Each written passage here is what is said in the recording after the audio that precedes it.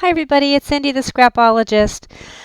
I kind of put my foot in my mouth and told everybody I would do a little class on layering, and and then as I got to planning the class last night, I started feeling extremely overwhelmed because there's just so much to say on this topic. I didn't know where to start or how to pare down all of the information. So I'm going to give you a few basic guidelines and then show you some examples. And I would love if you ask further questions below. I always respond to any comments on my YouTube videos. Well, I try to catch them all. Maybe I miss some. But we can kind of develop this whole layering class, if you will. Um, After this first part, you tell me what additional questions you have, and please let me know whether or not this was helpful, okay?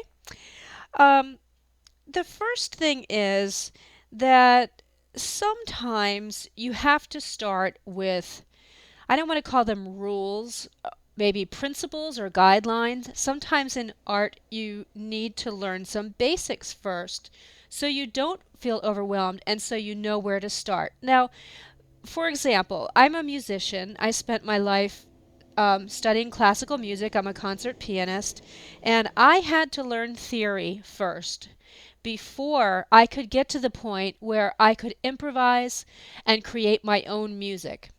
So you learn the rules first, and then you throw out the rules, and that's when it becomes fun.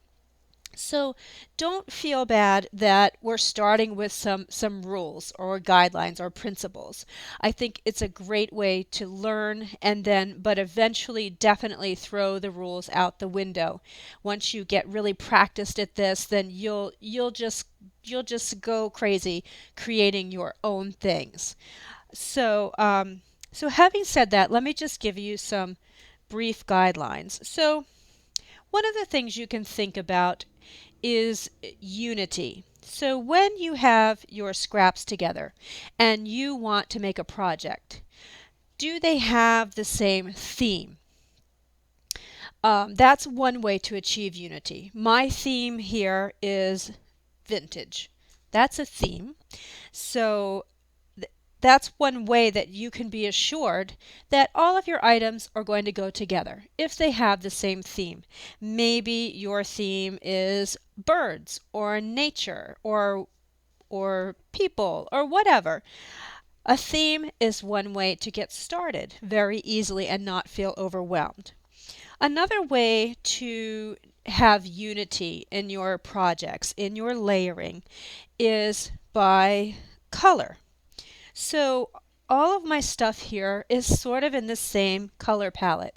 Now, I would highly, highly encourage you, as sort of an add-on to this class, I have a free I'm calling it a challenge, but it's kind of a class too on color palettes. I'll put the link below. And every Monday, I give you a different color palette to work with. And we're posting our projects over on Facebook, and everybody's having a really great time with it, and including me.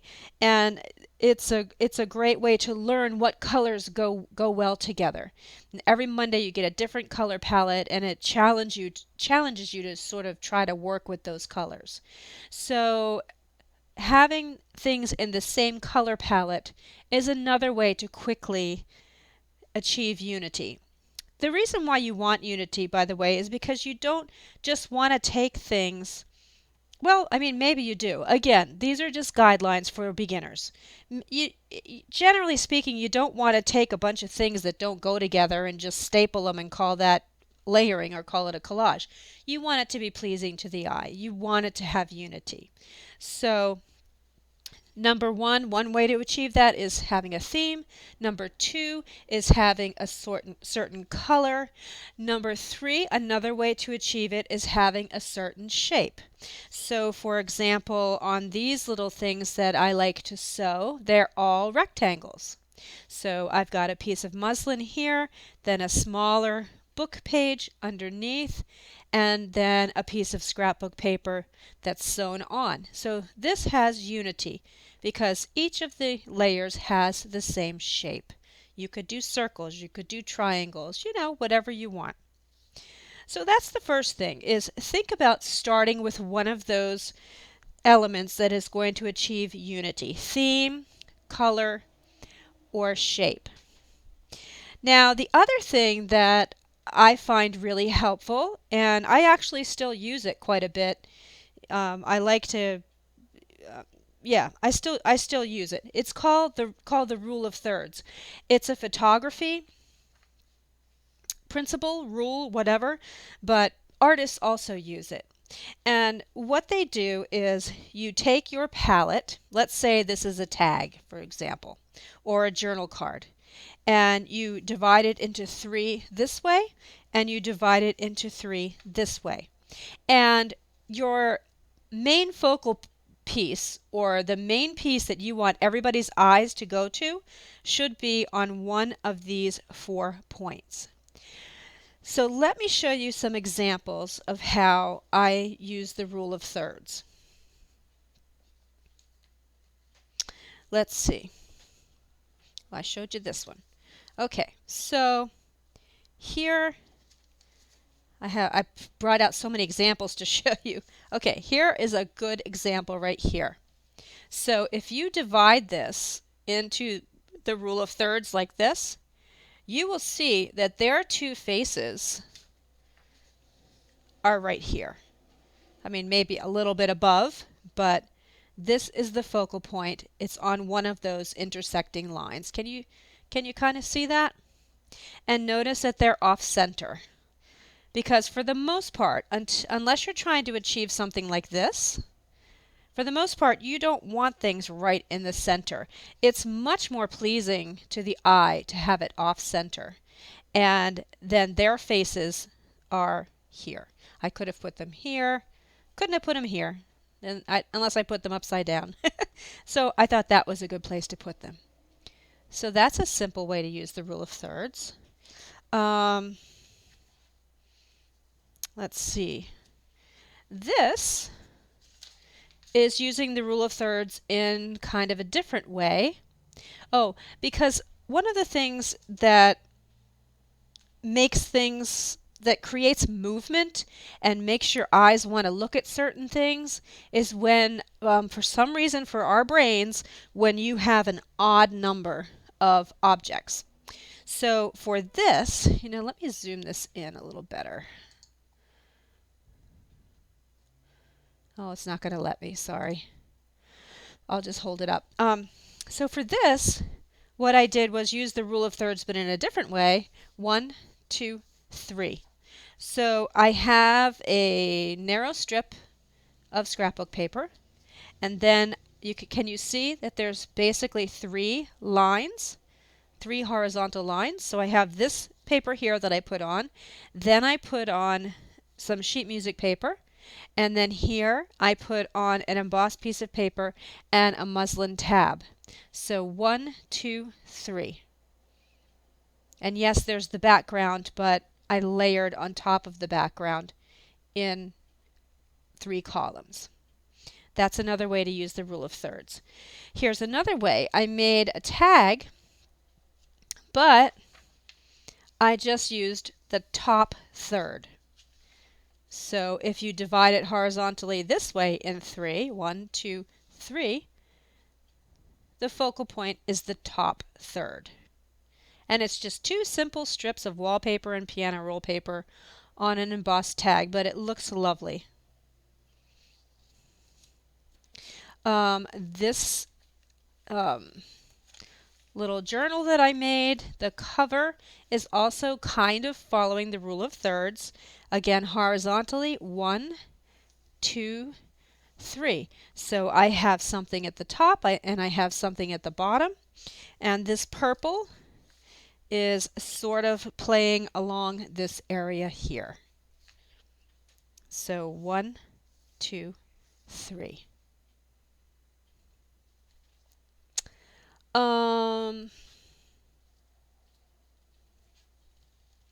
I have so much here. Let's see. My envelope kit that's available in my shop. I used a lot of the rule of thirds on this. Again, here's one section, here's two with not very much in it, just this vintage address, and here's three. So again, the envelope is kind of divided up into three columns. And same with here. If you divide it up into 1, 2, 3, I really just have the focal point on the top third. So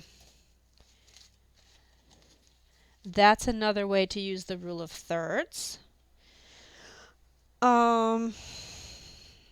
This Rolodex card, I made this for the color palette challenge the other day.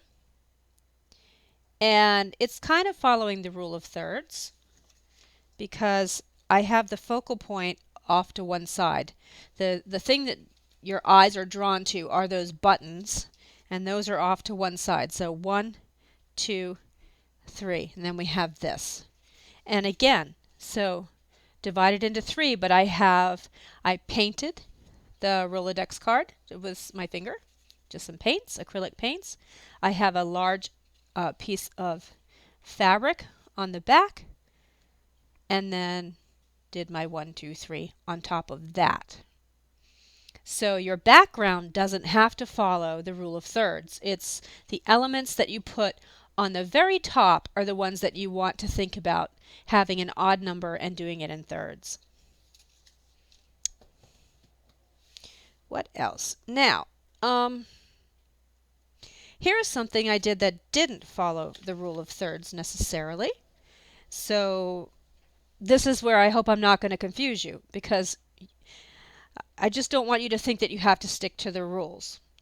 So I want to give you another example in case you don't like rules. So for this, I thought that this wallpaper was really pretty and I wanted that to be my focal point. But notice that I did not stick it right smack dab in the center.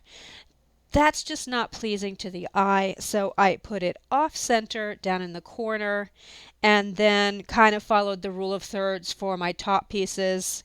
Here's 1, 2, 3. So I have some coffee stained paper with some ink there, and then I have some elements up there. So kind of followed the rule of thirds, but kind of didn't. And yeah. So again, the background paper is cut. You can see I just kind of tore it. So everything that goes on in your background does not have to follow the rule of thirds. Just cut and glue down whatever looks pleasing to you. Make a collage first, and then follow the rule of thirds to put your elements on top of your collage. I think that's the main thing. Now, one other way that, let me get my stuff out here, that I like to layer is just making what I think a lot of people are calling them clusters.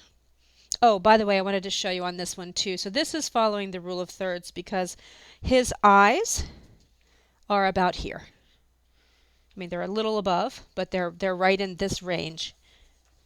And he's a little off center.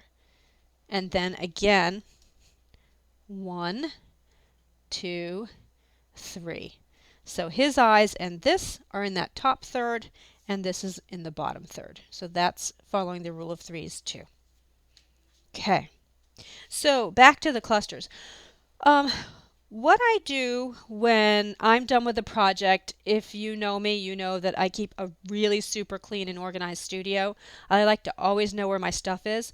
Although you guys will laugh, I still have not found my acrylic blocks. They're just gone. They're just gone. It's been like a month and a half. I can't find them and I'm mad. But anyway, other than that one incident, I'm pretty organized. And whenever I finish a project, I organize my scraps, or best case scenario, I immediately try to do something with them. So what I do is I typically organize them by size. Let me get this. I have 3 containers. I love old cigar boxes. This one's actually wooden and it's Cubans.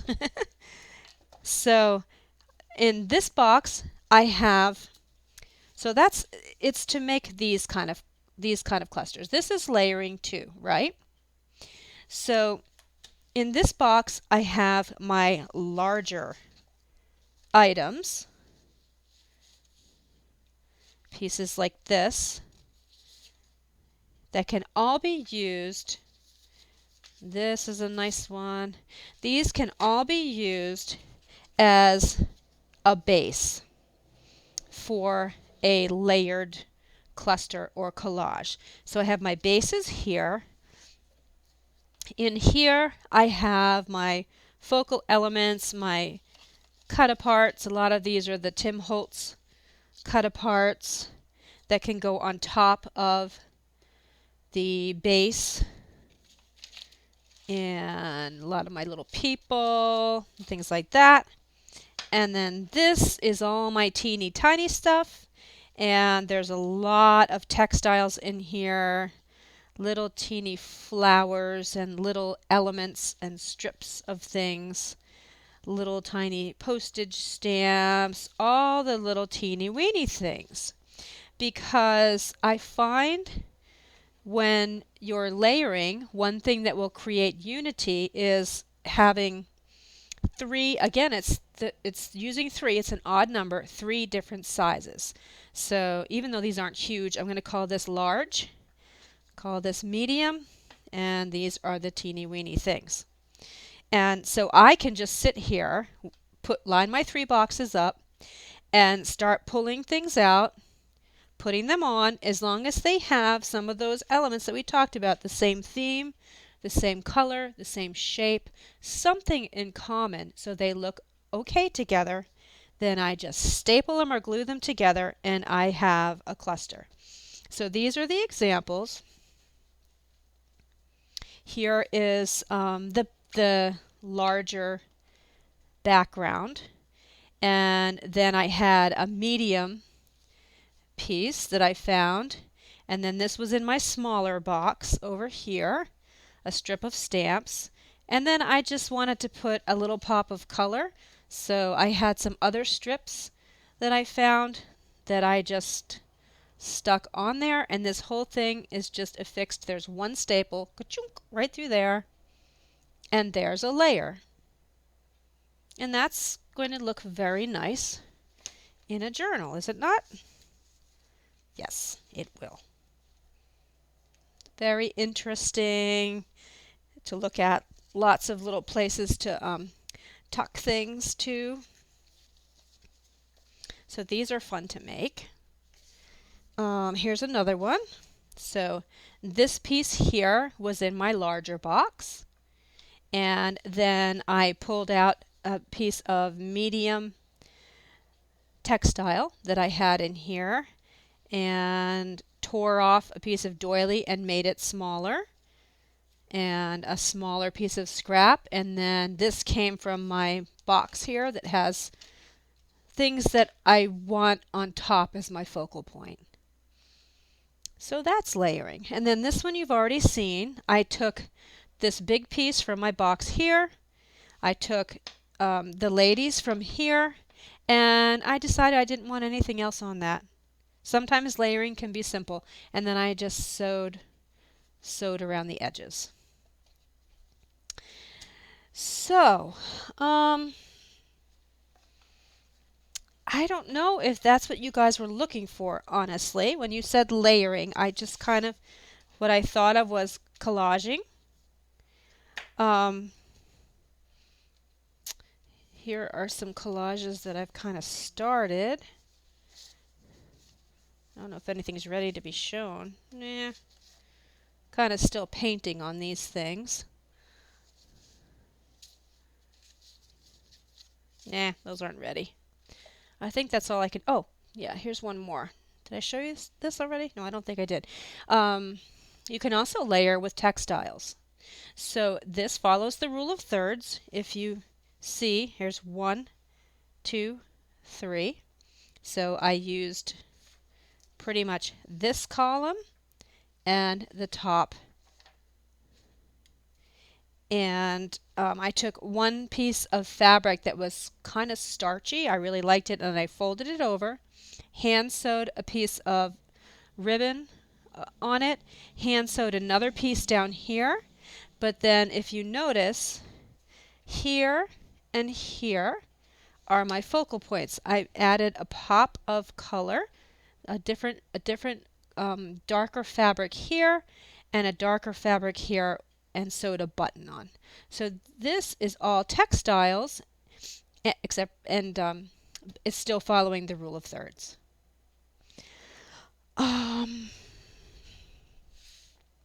Gosh, so I'm hoping this is what you guys were looking for when you asked about layering.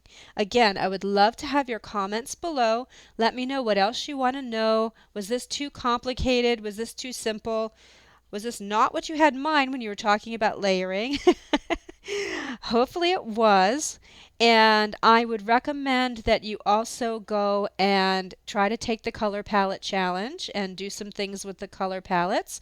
You can that way it's can be easy to start your layering if you start with a color palette. I'll put that link below. And yeah, I love hearing what you guys are interested in learning about. So keep up the good work. Get out there and do some layering and some collage. Enjoy yourself. Learn the rules. And then look forward to the time when you can throw them out the window and you don't even have to worry about it. You will get to that point. Okay, have a wonderful day, and I'll see you in the next video. Bye.